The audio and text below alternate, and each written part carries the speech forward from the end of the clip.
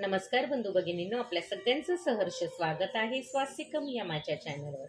आज मी आपल्यासाठी तिरुमला तिरुपती श्री व्यंकटेश्वर बालाजी चे जीवनचरित्र व महात्म्य घेऊन आलेली आहे।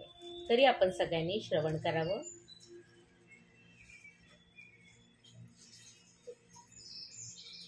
कपिल तीर्थ।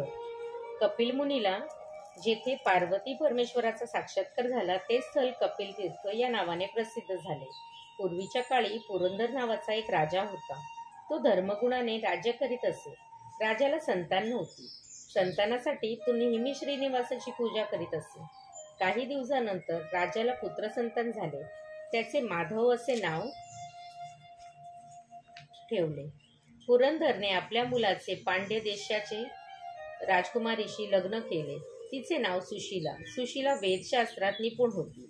एके दिवशी माधवाने कामाग्न होऊन आपल्या पत्नीला दिवसा संभोग करण्यासाठी बोलविले। पतीचे अज्ञान पाहून सुशीलेने हसून त्याला नाना प्रकारे समजावून सांगितले। दिवसा पशुपक्षी संभोग करीत असतात। मानवाने अशा प्रकारे करणे मोठे पाप आहे। तरी माधवाने ऐकले नाही। माधवाला पत्नीबद्दल विरक्ती निर्माण होऊन तो अरण्यात चालला झाला। अरण्यात कुंतला नावाच्या सौंदर्यशील स्त्री बरोबर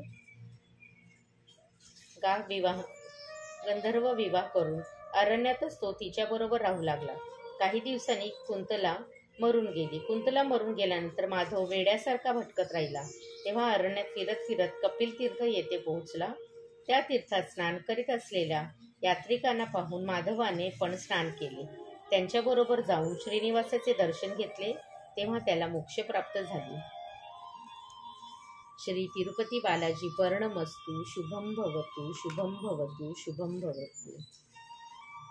बंधू भगिनींनो, आज तिरुमला तिरुपती श्री व्यंकटेश्वर बालाजीचे जीवनचरित्र महात्म्य इथेच संपत आहे। उद्याच्या व्हिडिओमध्ये मी आपल्यासाठी एक नवीन पुस्तक घेऊन येणार आहे। तरी आपण सगळ्यांनी हे तिरुमला तिरुपती व्यंकटेश्वर बालाजीचं प्लेलिस्ट मी तयार करणार आहे।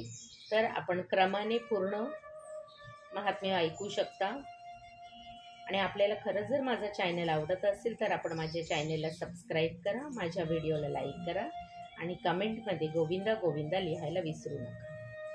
श्री तिरुपती बालाजी वर्णमस्तु। शुभम भवतु, शुभम भवतु, शुभम भवतु।